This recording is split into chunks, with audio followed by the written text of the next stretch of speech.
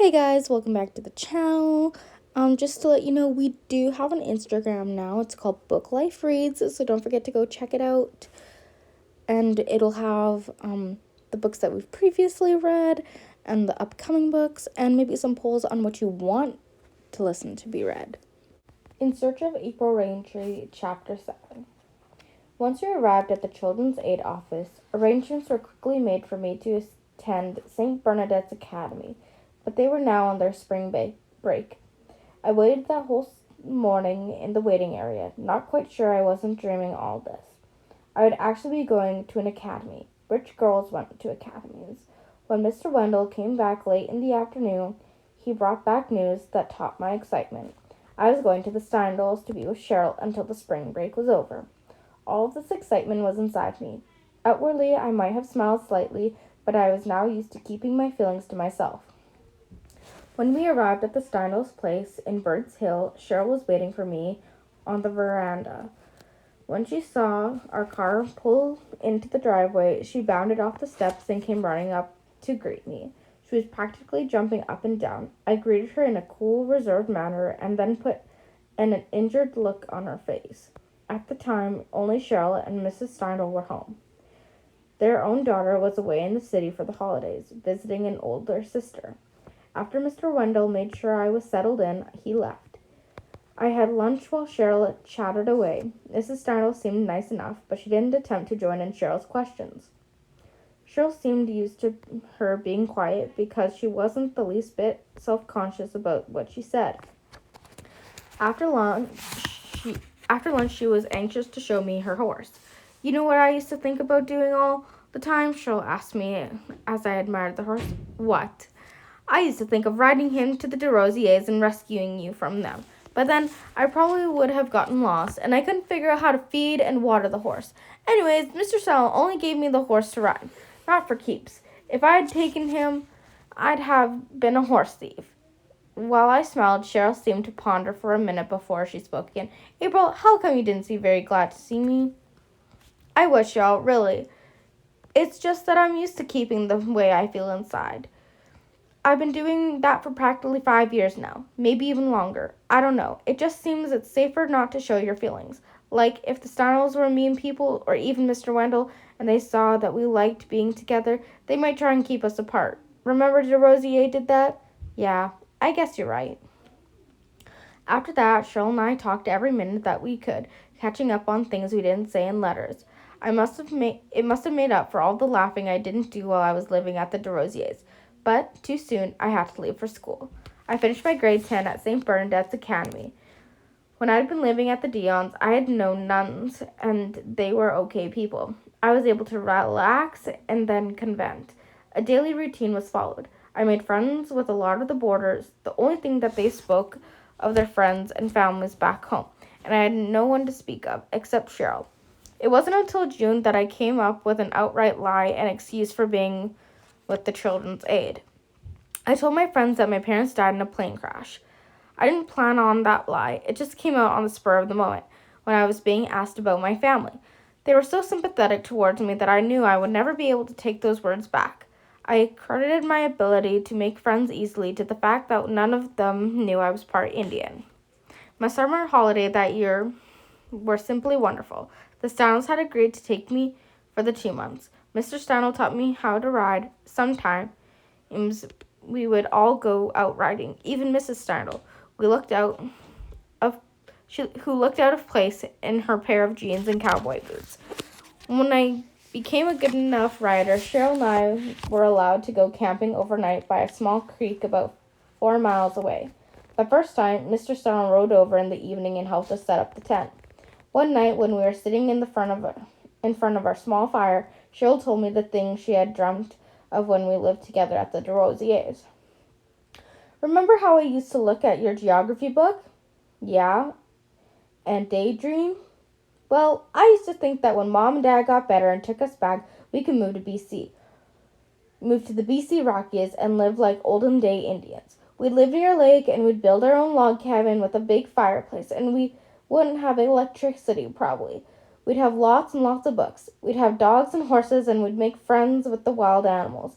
We'd go fishing and hunting, grow our own garden, and chop our wood for winter. And we wouldn't meet people who were always trying to put us down. We'd be so happy. Do you think that would ever be possible, April? It's a beautiful dream, Cheryl. She was watching me, and I didn't want her to know that I had my own plans. I wanted to be with people, not isolated in the wilderness. But do you think it's possible that it could happen? Maybe. Maybe our parents might start coming to see us again. But it all depends on them. I realized that moment that I had stopped thinking of our parents as mom and dad, and it was hard for me to refer to them as mom and dad now. I wanted to ask our social workers about them, but I was too scared.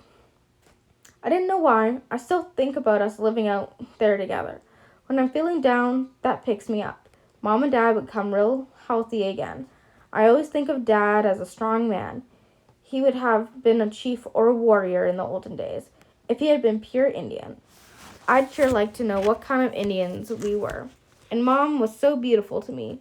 She was like an Indian princess. The only thing that I could be realistic about in my daydreams was that Rebel would be with us. Cheryl's eyes sparkled. I could tell that this fantasy had meant a lot to her. It had probably helped her get over her loneliness. So I didn't tell her the truth about our parents. I felt that by not telling her, I was also betraying her, letting her hang on to impossible dreams. If only Cheryl would forget about them, forget that she was Métis. She was so smart and she could have made it in the right white world. White people have a great respect for high intelligence. Again, I wish my parents were dead. When I first came for the summer, I'd tell Cheryl how great it was to be at the academy. But by the end of it, when we started talking about going there too, it changed my tune. When she started talking about going there too, it changed my tune. I then told her, you wouldn't want to leave this place and fast buck to go to a convent, would you? I'm sure you wouldn't like it there. There are hours and hours of praying in the chapel, and then there's also the hours of study periods. There's hardly any sports activities. You'd be bored to death. I didn't want Cheryl at that academy because of the lie I had told about my parents, and because I was white as far as the other girls were concerned. I want to keep it that way as long as I could. Sounds to me as if you don't want me there, Cheryl said, tilting her head to one side. You know, it's not that. You have it so good here, and I could probably come and visit you for holidays. Besides, I'll be finished school in 2 years, and you still have 4 years to go. What would you do if you didn't like it? When I graduate, you'd be alone. If you left there, they might put you in another home like the DeRosiers. Cheryl shrugged and accepted my reasoning. I was very relieved. Going to St. Bernadette's was good for me. I had many friends, and it was easy to study and do well in my schoolwork. On weekends, I was invited to go to other girls' homes. With Mr. Wendell's okay, I never told Cheryl about those weekends, knowing she'd probably feel slighted. Long weekends, I always went to the Steindls. I'd often wished that I had been placed as a boarder at this school long before. There were no hassles about belonging to a family at the time. There was no one who made fun of my parents. Of course, that was due to the lie I had told. I might not have known a family life as I had at the Dion's, but I would not have known the cruelty of the DeRosiers either. I spent Christmas with the Steindls. Perhaps Cheryl had put her family fantasy aside, I thought, because when I went there, she had something new to tell me. You know, April, I think that since we have made it, or we're going to make it, we ought to help other kids like us make it too. You know what I've been thinking? I'm going to become a social worker when I finish school, and I'm going to be a good social worker, just like Mr. Wendell. What about you? What are you going to be when you grow up? I haven't got a clue what I'm going to be. I used to think of being a lawyer, but I'm too shy. All I know for sure is that I don't want to be in anything medical. I don't want to be a teacher or a social worker. I just don't know. Well, geez, April, you better start thinking about it because you've only got a year and a half to go. True. I did have only a year and a half to go before I would graduate, but even so, I'd only be 17. What I wanted to do was start working and making money. At the end of my grade 11 school year, Mr. Wendell gave me the option of returning to the Steindls for the summer or going to Winnipeg and finding myself a summer job. He said my room and board would be provided. Not another foster home, but room and board. I opted for the city. To ease the guilt, I felt for not choosing Cheryl's company, I told myself that I had to start making my life for me and for both of us, and that both of us should have friends of our own, not always relying on each other. I wrote Cheryl a hurried letter to tell her all this. I moved to Spence Street, just off Portage Avenue, near the heart of the city. It didn't take me long to find a job as a waitress, and I made new friends among the other boarders. Some of them were natives from northern communities and were there to go to University of Winnipeg. Others were former foster children who were working at steady jobs on the verge of going into the world of their own, but who still required the security of children's aid to fall back on. I would work from 8 in the morning to 4:30. After supper, I would go with the other girls down to a coffee shop where a lot of other kids hung out.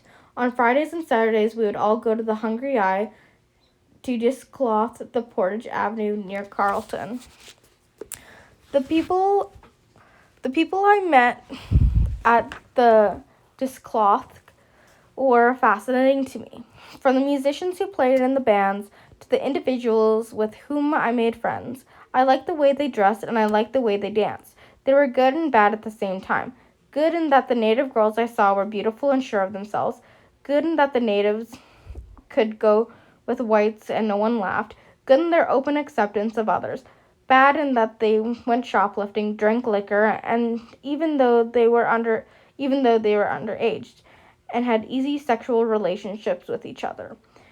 When the discloth closed, all-night parties followed. I always went back to my place, though. I felt at home with these new friends, but a lot of times I imagined myself much better than they were. The girls made me think of Mrs. Semple's speech on the syndrome, so I enjoyed the good things they offered, but stayed away from the bad. I worked hard all that summer and put my earnings in a savings account. I hadn't bothered to write to Cheryl because I had kept putting it off. When I returned to do my grade 12 at St. Bernadette's, I was more aware of what was happening in the world. I was there less than a week when I got a letter from Cheryl. September 7th, 1965. Dear April, how are you? In case you forgot, it's me, Cheryl, your sister. How come you never came to see me once this past summer? You never even wrote to me. Your last letter made me very sad. It's like you don't want to have anything to do with me anymore. Your pretense about not caring seems to be turning into reality. I was looking forward to our spending the summer holidays together again. Instead, all I get is a short letter. I know we have each other to have our own friends and make our own lives, but it was you who said all we've got is each other. We're family, not just friends. Are you coming for Christmas? I hope so. I finally got another essay done in Riel. I didn't have much time in school with sports and other things going on. I did have a lot of rainy days when I was alone this past summer, though. I'll probably grow up to be a nag, huh? You're so lucky to be in grade 12. They really should have let me skip a grade too. Well, I'm going to sign off now. This was just going to be a short note to let you know how much you hurt my feelings. Hope you like Riel at Batoche. Your loving sister, Cheryl.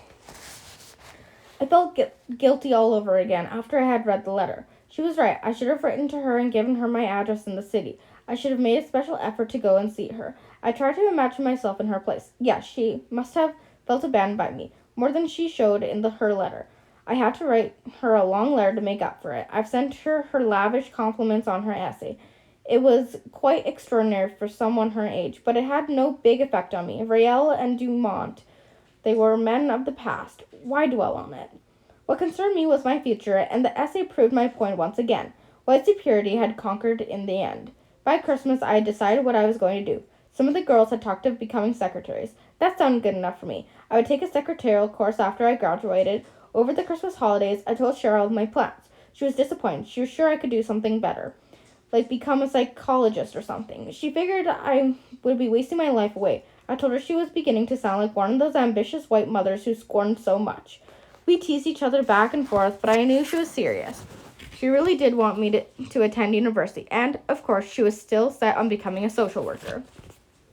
After my graduation, I got my job as a waitress for the summer months. I was arranged that I could go to the Red River Community College in September. I lived once again on Spence Street, expecting everything to be the same as the previous summer. It wasn't. The Hungry Eye had been closed. I ran to a few of the old crowd. They told me that some of the others had gone to other cities, or they were doing time at the Headingley jail. After Discloth had opened on Graham Avenue, I went along with them to check it out. One of the girls I had met last summer now had a baby at home and was living on welfare. That bothered me a lot, and somehow the magic of that kind of nightlife was gone for me. By September, I had over $800 in the bank. I thought I was quite wealthy. My first boyfriend wasn't really a boyfriend. He spent most of his time pinning away over his old girlfriend. We went to school dances together, but in private. We never got real close to each other. If he had tried to kiss me, I would have ended it right there. The thing I liked about Ted was that he was safe to be with. I turned 18 2 months before I finished my course. When I finished the course, I knew I would never see Ted again, except by accident. Children's Aid assured me they would support me until I found a job. About 3 weeks later, I became employed as a legal secretary at the law firm in Harbison and Associates. I was thrilled when I found out I'd be making over 4 times the amount I was as a waitress. When I had my last talk with Mr. Wendell on what I called my Independence Day, I showed no outward reactions. He gave me the accumulation of my family allowances, along with the reassurance that if I needed assistance of any kind, I could always come to him. Then I heard myself asking about my parents and what were the chances of finding them. He went off and came back with a list of names and addresses. I thanked him and said goodbye. I'd probably see him again, but I would no longer be a foster child. I was free, free, free.